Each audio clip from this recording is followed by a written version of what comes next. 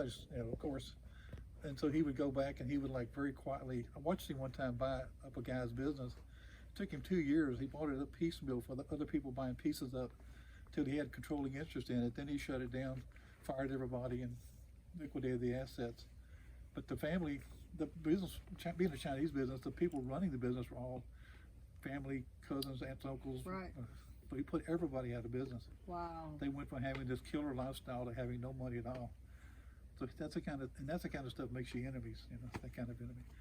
But it was a really interesting deal because this is the same watch I used to wear.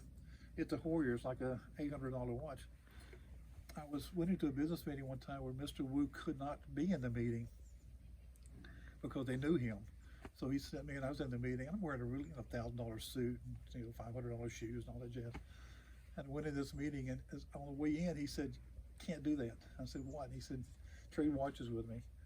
So I gave him my Hoyer, and he gave me his $10,000 Rolex. He said, "Wear this gold Rolex, and it looks better."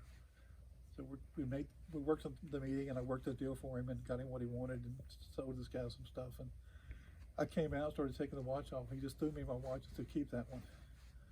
So when we finally parted, I was a broker at the time. When we finally parted, I sold that watch. I used that watch. My ex-wife and I bought 21 houses. I owned 21 houses. Back when you could assume FHA loans and stuff, I bought 21 houses with the money from that one watch. Wow. Which state and city were you in? Were you buying property? Houston. Oh, all in Houston. Okay. Mostly Houston, yeah. Which part of Houston did you live in? I grew up in Pasadena, Okay. and every time I bought a house, I moved further west. I lived in Houston for most of the time, and when Karen and I got married, I was living in Richmond on the far west side. Yes, I live in West U. Yeah. Yeah. I can remember when you could buy houses in West U for $40,000. Oh my God, yeah. I should have bought like 10 of them. You should have. Hold on to them. Yeah. And people were buying houses for $40,000 and $50,000 and tearing them down to build a house.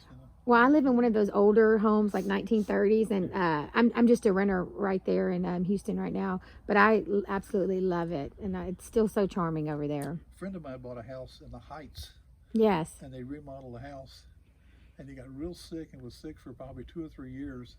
And there was a black mold in that house in the Heights that he didn't know about, and it took him like 3 or 4 years to get well from the. Yes. They moved to New Mexico. He lives in Santa Fe. Oh, nice. But yeah, I'm going to use a lot of the stuff with Mr. Wu in the book, and the book's got an ending. It's got like a really surprise ending, and then it's got a second ending behind that one that's even cooler. So it's got Well, you have to tell me, where's Mr. Wu and what's his story now?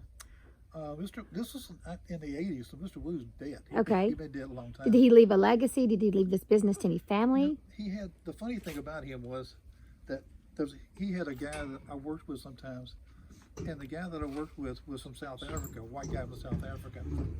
And I asked him, "How did you ever meet Mr. Wu?" And he said what happened was his parents worked for Wu, and then they took, they were killed in an airplane crash in South Africa, and he ended up accepting this kid as his own. This kid he adopted the kid like it was one of his own kids.